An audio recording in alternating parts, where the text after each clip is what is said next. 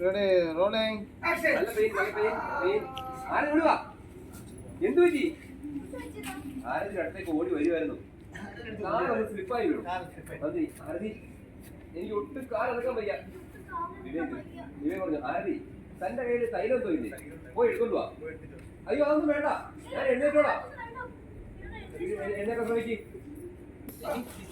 വിവേക് പറഞ്ഞു, അതെ അതെ ആരതി കാണാൻ വേണ്ടി പോയപ്പോ നമ്മുടെ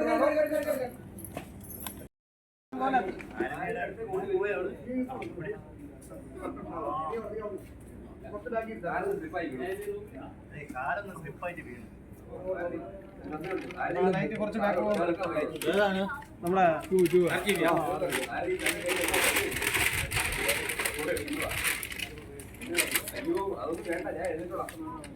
വീട്ടിൽ എഴുന്നേക്കാനുള്ള ശ്രമം, പക്ഷേ അവൾ അയ്യോ തന്നെ വിളിച്ചു. ആരും അങ്ങോട്ട് പോയി.